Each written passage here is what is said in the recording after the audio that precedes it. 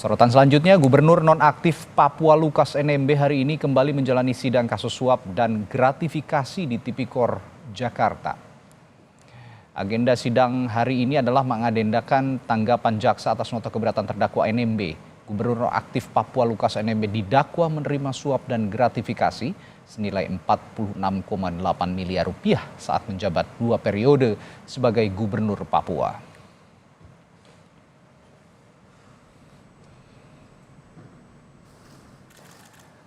Pada sidang pembacaan dakwaan pada Senin kemarin, Gubernur nonaktif Papua Lukas NMB memprotes jaksa penuntut umum KPK yang mendakwanya menerima suap dan gratifikasi.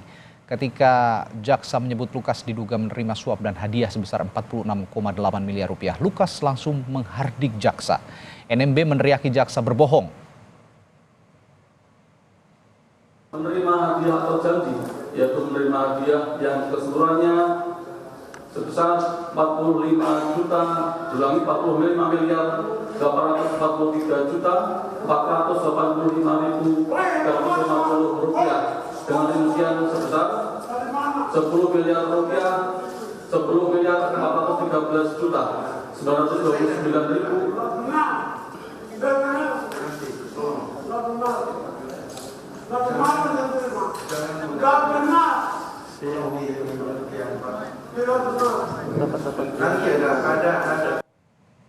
Lebih lengkap soal jalannya sidang yang menyidang Gubernur aktif Papua Lukas NMB, kita tanyakan jurnalis Kompas TV Dian Silitonga langsung dari Pengadilan Tindak Pidana Korupsi Jakarta. Dian, tanggapan jaksa atas nota keberatan NMB sejauh ini bagaimana? Ya, Radi, poin tanggapan jaksa atas eksepsi baik penasihat hukum maupun juga terdakwa Lukas NMB yang berhasil saya catat, ini diantaranya adalah jaksa penuntut umum menilai eksepsi atau nota keberatan yang disusun oleh penasihat hukum dan juga terdakwa Lukas NMB ini bersifat framing atau memframing seolah dalam perkara ini Lukas NMB statusnya adalah sebagai korban dan bukan pelaku. Karena memang sejak awal narasi yang digaungkan adalah tentang diskriminasi dan juga kriminalisasi. Nah, kemudian juga jaksa penuntut umum tadi menanggapi poin eksepsi penasihat hukum yang menyebutkan bahwa kebiasaan KPK memang menggunakan media untuk meloloskan dakwaannya, sehingga kalau Yang Mulia Majelis Hakim berani membebaskan terdakwa, maka KPK akan memblacklist hakim bersangkutan dengan cara melakukan penelitian asal-usul kekayaan hakim tersebut. Nah, menurut jaksa penuntut umum, poin eksepsi ini merupakan fitnah dan juga merendahkan martabat KPK. Jaksa menyayangkan sikap penasihat hukum yang dinilai menyusun eksepsi tidak sesuai dengan fakta. Padahal dianggap tim penasihat hukum ini sangat mengerti hukum. Kemudian juga tadi dalam tanggapannya jaksa penuntut umum menilai bahwa sejak awal baik itu penasihat hukum maupun juga terdakwa Lukas NMB seolah tidak sabar untuk melakukan pembelaan diri. Padahal ruang pembelaan diri bagi terdakwa ini nanti akan diberikan ketika masuk dalam proses persidangan pembuktian atau dimulainya pemeriksaan saksi-saksi mulai dari jaksa penuntut umum maupun juga dari penasihat hukum. Nampaknya kalau saya perhatikan sidang tanggapan jaksa penuntut umum atas eksepsi Lukas NMB ini sudah selesai dilakukan. Sidang berjalan tidak sampai 60 menit, tadi tidak sampai 1 jam.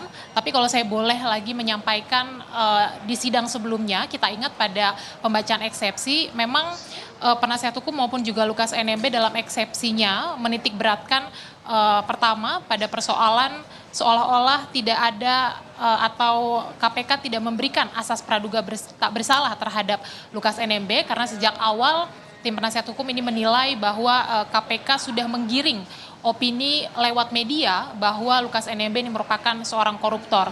Nah, kemudian juga dalam eksepsinya tim penasihat hukum menyatakan bahwa dakwaan jaksa penuntut umum ini tidak jelas, kabur, dan mengada-ada.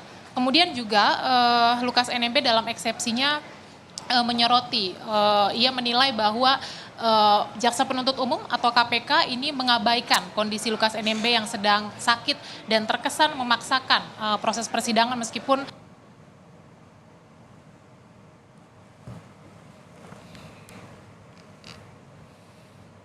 Ya, laporan Dian Silitonga mengalami kendala teknis, namun tadi kami sudah tangkap bahwa nota keberatan yang diajukan NMB yang disidangkan di Pengadilan Negeri Tindak Pidana Korupsi sudah selesai dan tidak berlangsung lama dan langsung ditolak oleh majelis hakim. Baik, kita akan ke sorotan selanjutnya di Kompas Siang setelah jeda.